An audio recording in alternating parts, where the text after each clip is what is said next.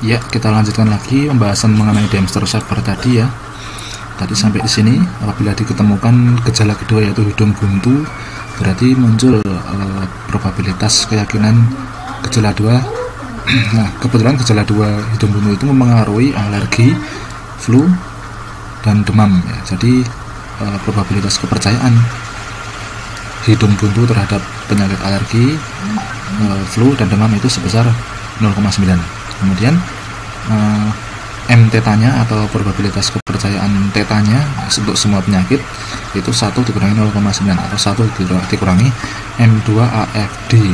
Mengapa di sini M2? Karena ini probabilitas kepercayaan dari gejala 2 terhadap penyakit AFD. Nah, setelah muncul M2, maka kita mencari seperti tadi M3. Jadi kita punya komponen X dari M1 ya ini ya, yaitu MDB dan M theta dari X ya, dari gejala 1. Kemudian ini dari gejala 2, ini AFD dan theta. Nah, ini FDB dan AFD ini kita cari irisannya yaitu FD, kemudian nilainya 0,8 dikali 0,9 hasilnya 0,72. Kemudian FDB dengan theta irisannya yaitu hasil irisannya adalah FDB, kemudian nilainya 0,8 kali 0,1 yaitu 0,08, taruh di sini ya. Kemudian ini juga theta dengan AFD. Nah, theta itu kan tadi AFDB, berarti irisan dengan AFD itu adalah AFD itu sendiri ya. Nilainya theta 0,2 dikali 0,9, hasilnya 0,18. Theta dengan theta irisannya yaitu theta, tapi ini nilainya dikalikan ya, 0,2 dikalikan dengan 0,1. Nah, berarti setelah melalui ini kan, proses ini sebenarnya adalah penerapan dari rumus ini kan, penerapan dari rumus ini. Nah, setelah melalui ini kita menemukan M baru milik FD, milik FDB, milik AFD, dan milik theta. Nah, tadi ini 1 dikurangi 0 ya, penyebutnya 0 ya, karena tidak ada yang tidak memiliki irisan, semuanya memiliki irisan ya. Jadi tidak ada yang irisannya itu kosong, semuanya punya irisan, yaitu FD, AFD, FDB, dan theta, sehingga di sini penyebutnya 1 dikurangi 0 ya, hasilnya ini. Nah, kalau misalkan hanya diketahui dua gejala, yaitu tadi panas dan hidung buntu, sehingga ini nilai final dari kepercayaan dua gejala tersebut terhadap penyakit-penyakit. Nah, dari sini kita nanti bisa melihat manakah nilai M atau nilai belief dua gejala tadi yang terbesar. Nah, yang terbesar di sini adalah MFD, M3FD, berarti gejala panas dan hidung buntu itu mempengaruhi terjadinya FD sebesar 0,72. Yang lainnya nilainya jauh di bawah 0,72, sehingga kalau cuma diketahui dua gejala yaitu panas dan hidung buntu, maka kesimpulannya si Ani itu menderita flu dan demam saja ya. Nah, kemudian ternyata ada gejala lagi, gejala ketiga, yaitu piknik. Nah, sebenarnya ini kalau piknik itu kalau sehat ya pasti semakin sehat ya, semakin segar. Jarang biasanya piknik malah sakit, kecuali faktor karena masuk anginnya ya. Nah, ini diketahui gejala piknik. Nah, setelah dilakukan observasi terhadap piknik sebagai gejala dari alergi, diketahui piknik ini memiliki nilai kepercayaan menimbulkan penyakit alergi sebesar 0,6, M4A nya sebesar 0,6. Kemudian berarti M4 tetanya 1 dikurangi 0,6 yaitu 0,4 ya. Nah, tadi kita sudah punya M sebelumnya, hasil dari perhitungan dua gejala yaitu gejala panas dan gejala hidung buntu ini. Sekarang kita punya M baru, M yang 3, yaitu piknik. Nah, M yang gejala yang ketiga yaitu piknik. Maka kita supaya mengetahui manakah penyakit yang paling dominan diderita oleh Ani, kita harus melakukan perhitungan seperti ini tadi dalam bentuk tabel ya. Ini implementasinya dalam bentuk tabel supaya kita bisa melihat irisannya dan kita bisa melihat hasil perkalian dari setiap subset theta. Nah, tadi ini komponen X nya ya, berarti ini adalah komponen X nya dari ini ya, ini kan perhitungan M terakhir sebelum muncul gejala piknik ya, ini ya, FD, AFD, FDP, theta ini masuk di komponen X nya, kita taruh di sebelah sini. Walaupun X itu biasanya mendatar, ini kita taruh di yang vertikal nggak apa-apa, karena perkalian itu secara komutatif ya, bisa ditukar. Kalau penjumlahan pengurangan, kalau pengurangan itu tidak bisa komutatif. Jadi kita taruh di sini, ini komponen X, ini yang komponen Y miliknya M4A karena muncul gejala 3. Ini gejala 3 di sini komponennya, yaitu M4A, yaitu A ya, penyakitnya adalah A, kemudian theta 0,4, ini 0,6. Kita taruh di sini. Kemudian caranya sama seperti tadi ya, dari komponen X dikalikan dengan masing-masing komponen Y. Nah, nilai dari MFD dikalikan dengan nilai dari MA itu 0,72 dikali 0,6, hasilnya 0,432. Kita taruh di sini. Nah, kemudian yang di sini hasil dari irisan A dengan FD. Nah, A dengan FD itu punya irisan enggak? Tidak ada yang sama ya dari himpunan ini ya. Berarti irisan dari A dan FD itu himpunan kosong. Nah, inilah nanti yang menyebabkan ada nilai di plausibility-nya. Jadi penyebutnya nanti adalah 1 dikurangi hasil dari jumlah yang kosong-kosong ini ya. Nah, ini A dan FD ini tidak ada yang beririsan, sehingga hasil irisannya adalah himpunan kosong. Tapi nilai perkaliannya tetap ada. Nanti nilai perkalian ini yang dijumlahkan untuk yang sama-sama himpunan kosong. Kemudian ini yang kedua, kita lanjut ya.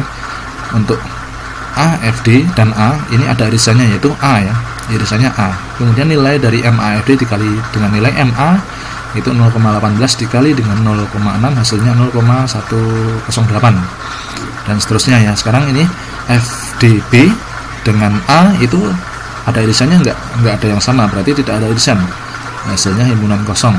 Tapi perkaliannya tetap dilakukan ya, 0,08 atau nilai MFDB yaitu 0,08 dikali dengan nilai MA 0,6, hasilnya 0,048. Kita taruh di sini. Nah, ini yang nilai-nilai hasil perkalian yang irisannya adalah himpunan kosong atau yang tidak menghasilkan irisan. Ini yang saya lingkari biru ini adalah nilai dari nanti ya, dari bagian dari plausibility-nya. Ini pada rumus yang tadi ya, yaitu adalah, dengan kata lain ini kan hasil perkalian nih, hasil perkalian MX dan MY yang irisannya kosong itu dijumlahkan. Jadi jumlah hasil perkalian MX dan MY yang irisannya itu kosong atau tidak memiliki irisan. Nah, kemudian ini sama-sama menghasilkan nilai A. Nah, berarti karena ini sama, mengacu pada rumus yang tadi ya, rumus Dempster-Shaver, ini yang bagian pembilangnya itu yang sama. Jadi hasil perkalian dari MX dan MY yang menghasilkan Z, jadi yang menghasilkan irisan yang sama itu dijumlahkan, atau dengan kata lain perkalian dari MX dan MY yang irisannya itu sama itu dijumlahkan, nanti itu menjadi nilai di pembilangnya. Oke, ini selanjutnya FD ya dikalikan dengan theta.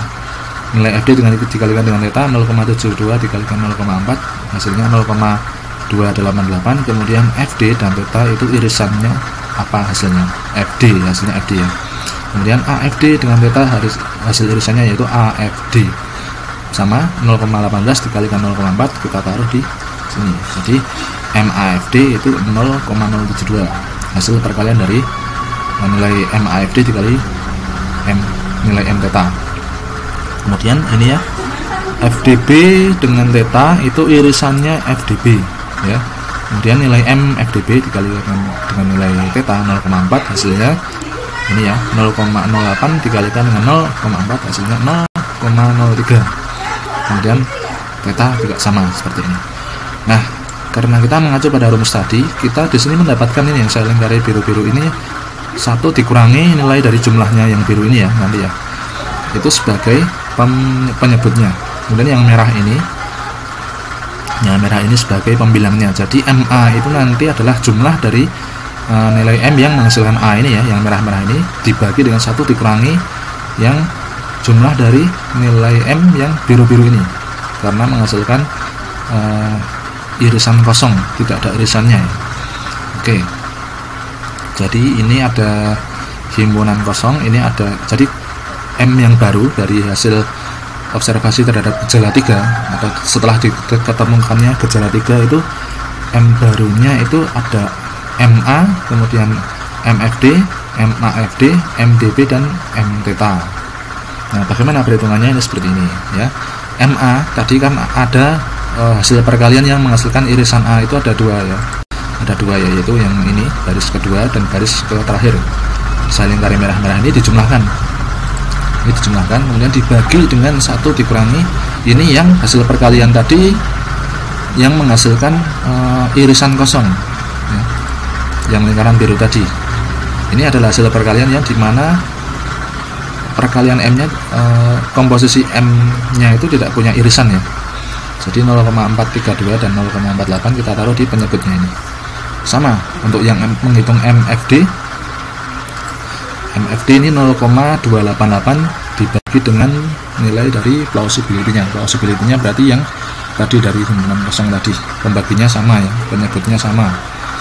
Nah, ini nilai tinggal diambil saja, ini MFD 0,288, di sini MFD 0,288, kemudian di sini MAFD 0,072, ini kan AFD 0,072, kemudian dan seterusnya ya.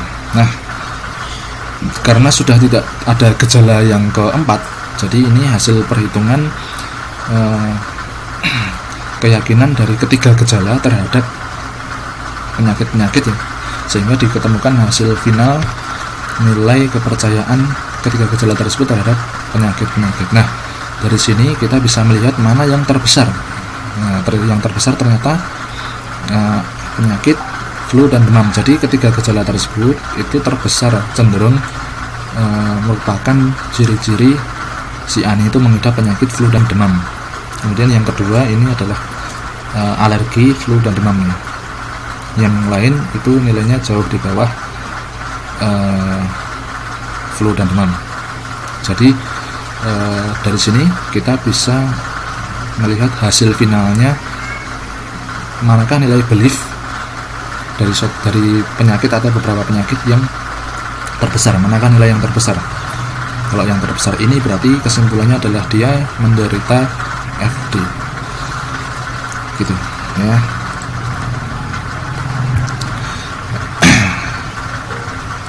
Ya, terima kasih. Mungkin ini materi tentang certainty vector dan Dempster server. Jadi ringkasnya kalau di certainty vector itu kita punya tingkatan keyakinan. Kalau di Dempster server itu setiap gejala itu keyakinannya dengan notasi M ya.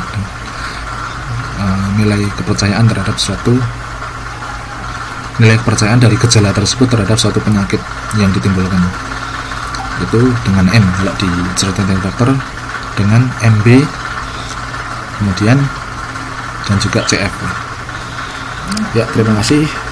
Silahkan dipelajari, akan saya berikan slide-nya di Google Classroom ya. Tetap semangat, semoga semuanya sehat ya. Wassalamualaikum warahmatullahi wabarakatuh.